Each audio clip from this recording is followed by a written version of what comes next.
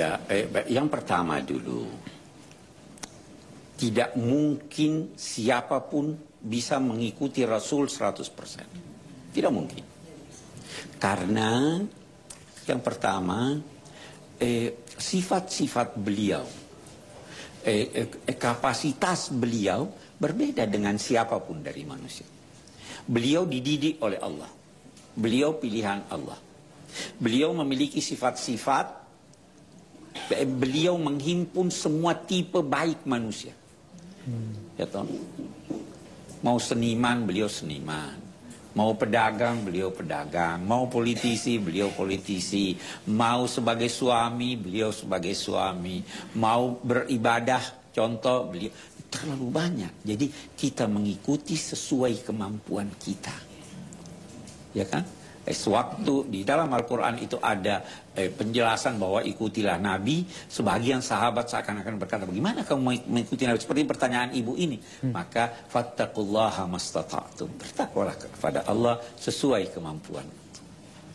Ati'ullaha wa ati'ur rasul, taat kepada Allah, taat kepada Rasulnya sesuai kemampuan masing-masing.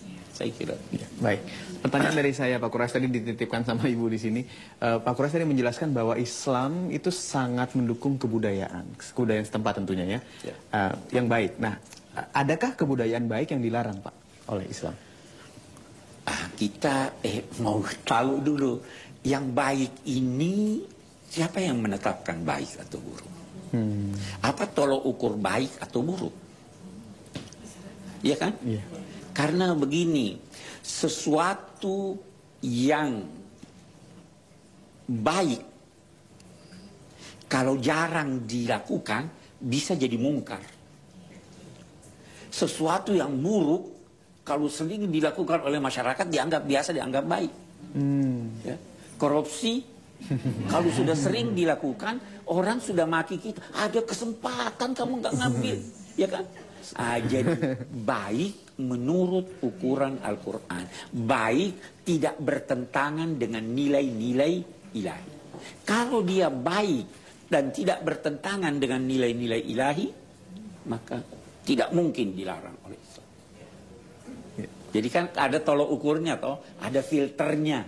Oh, ini baik. Kalau kita sebagai bangsa itu, filter kita Pancasila. Kalau bertentangan dengan itu, buruk. Walaupun orang lain bilang baik. Saya kira itu. Ya. Terima kasih Pak Quraisy. Semakin menarik perbincangan kita di kesempatan kali ini. Anda jangan kemana-mana, saya segera kembali di Tafsir Al-Misbah. Pada segmen ini adalah kesempatan untuk Anda yang tidak sempat hadir di Studio Metro TV, tapi bisa bertanya langsung kepada Pak Quraisy Shihab. Kita lihat, ini pertanyaan yang pertama.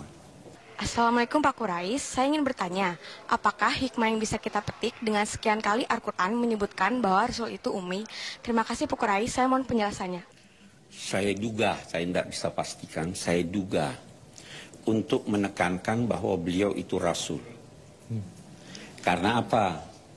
Bahwa beliau tidak pandai membaca dan menulis, tetapi mengapa bisa mengungkapkan sekian petunjuk, mengapa bisa menyampaikan sekian isyarat ilmiah melalui Al-Quran?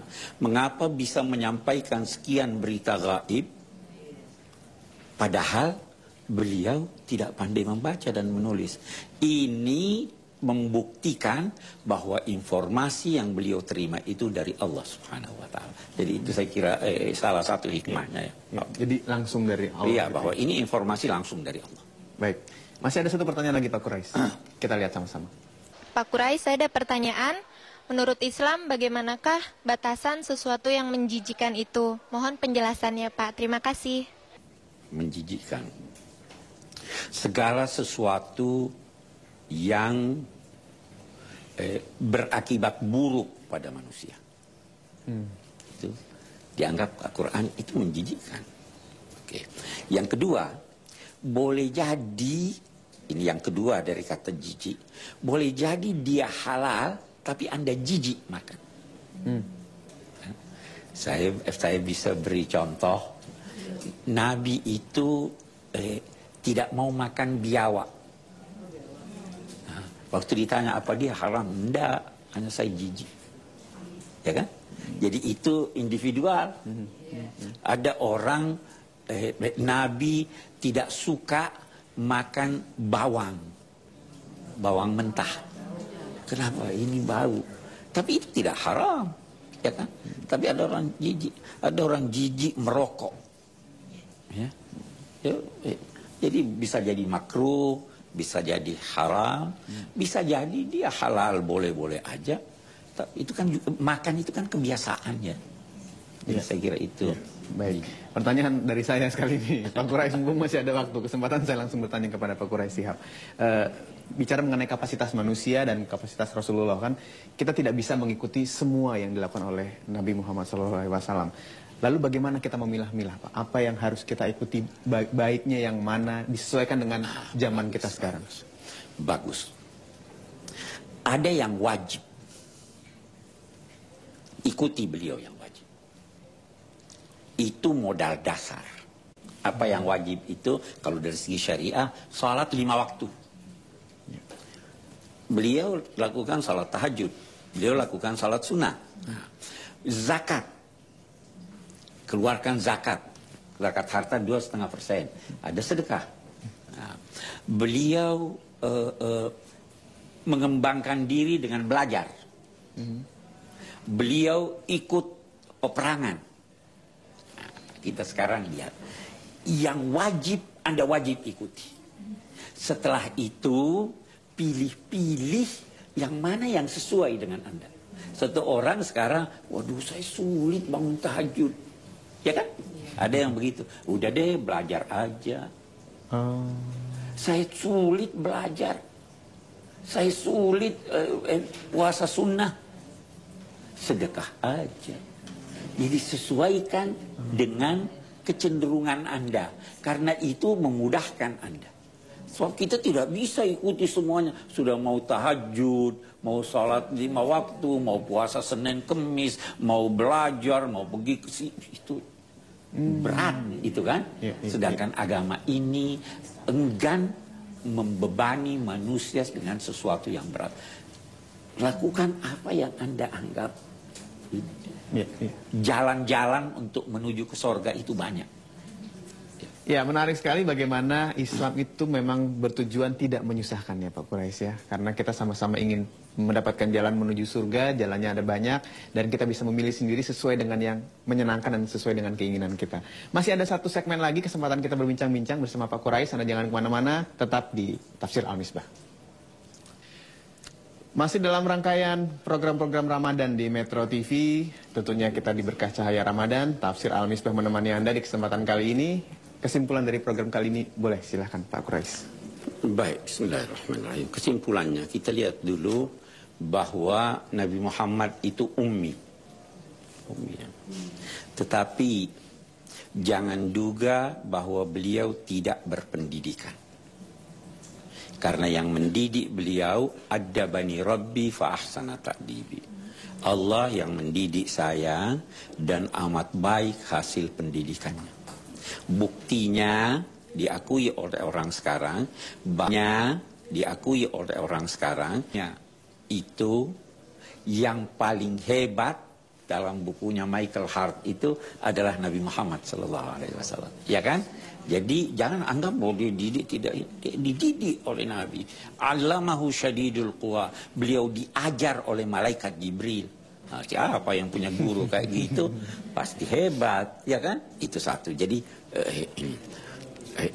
bahkan kalau kita mau tambah sedikit, itu sebabnya ayah beliau meninggal, ibu beliau meninggal, hadir di masyarakat yang terkebelakang relatif.